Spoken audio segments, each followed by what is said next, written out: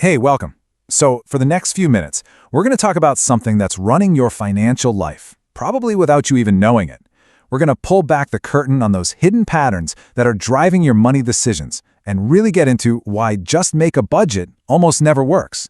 Ready? Let's dive in.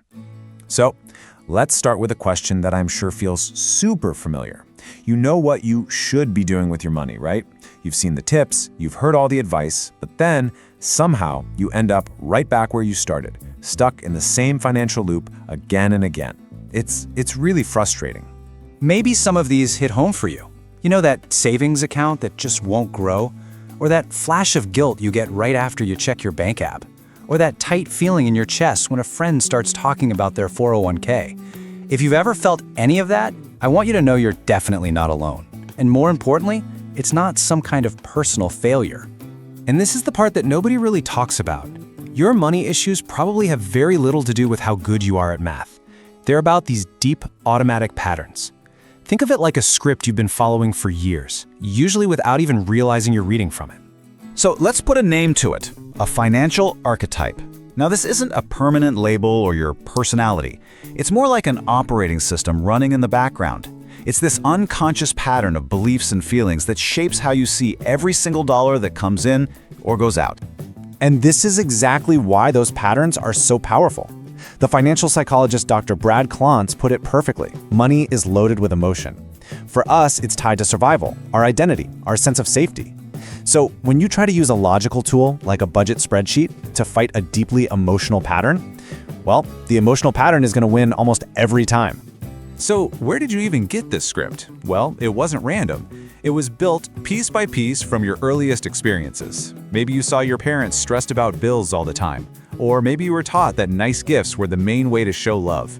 Or maybe you remember that first time you felt real shame or fear around money. All those moments created these deep connections that you still carry today. Okay, so let's start to look at a few of these common patterns. And as we go through them, the goal here is not to perfectly label yourself. It's just to listen.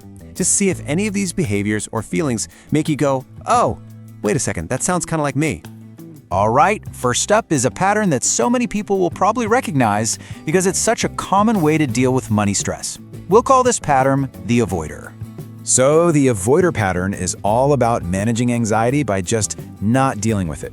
The mail stays unopened, the banking app goes unchecked, not because you're lazy, but because the very act of looking feels completely overwhelming. Underneath it all, the real fear isn't just about the numbers. It's the fear of feeling incompetent, of having to face what you think is proof that you've messed up. Next, let's look at a pattern that a lot of people carry a ton of shame about, but it actually serves a very real, very human emotional need. This is the overspender pattern. When this pattern shows up, spending isn't really about the stuff. It's a way to handle feelings. A tough day at work might lead to some online shopping because it brings a little hit of joy or a feeling of control. This pattern is often driven by a deep fear of missing out, of feeling deprived. So that yes to a purchase, it's really a yes to feeling alive and happy right now. Now, let's flip to the other side of the coin. This next pattern can look really responsible on the outside, but on the inside, it's often powered by some serious anxiety. This is the hoarder pattern. For someone with this pattern, money equals safety.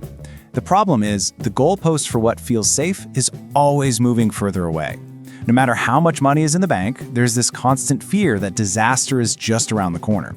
So you can have a really healthy savings account, but still live with the day-to-day stress of someone who's about to lose everything. Okay, let's just pause here for a second.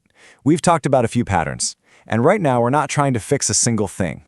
The only goal here is to notice, to just reflect for a moment without any judgment at all. So, think about this. An unexpected check comes in the mail. A bonus, maybe a small gift. What's your very first gut-level instinct? Don't think about what you should do. What's the immediate urge? Is it to go buy something you've been wanting? Is it to squirrel it away and pretend it doesn't exist? Or maybe it's just this vague anxiety and you don't even want to deal with it. That first reaction, that's your pattern speaking. Let's go a little deeper. Think back to the last time you felt that knot in your stomach about money. What was happening? And more importantly, what was the feeling underneath the anxiety? Was it a feeling of being stupid? Was it a fear that you were going to miss out on something? Or was it this terror of losing security? Getting to that core feeling is how you start to understand what's really driving the bus. And please, if you hear anything today, hear this. There is nothing wrong with you. These patterns are not character flaws. They're survival strategies. They are old protection mechanisms that your brain came up with to keep you safe a long time ago. Maybe avoiding money talk kept the peace in your house. Maybe spending money helped you feel seen or loved. They worked back then, and now you just get to look at them and decide if they're still working for you today. So how do you actually start to change things? Well, if you just try to force a new behavior without understanding the pattern behind it, you're just going to get frustrated. That's why the very first, and honestly the most important step, is just awareness. And that's really it. That's the whole job for now. Nothing really changes until you can start to see your pattern happening in real time. To catch yourself in the act and just, without any judgment, say to yourself, oh, look at that. There's my avoider pattern again. Just observing it. That's the win.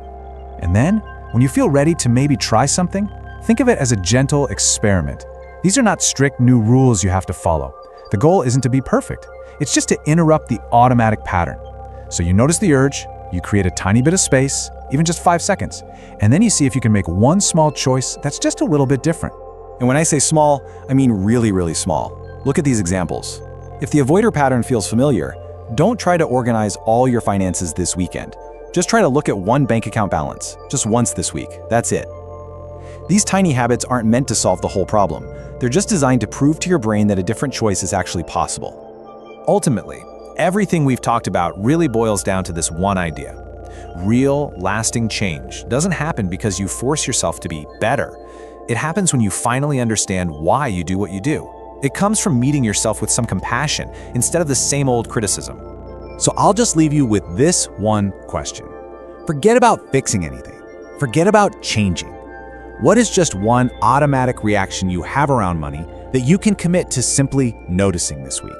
That's it. That simple act of awareness, that's where everything else begins.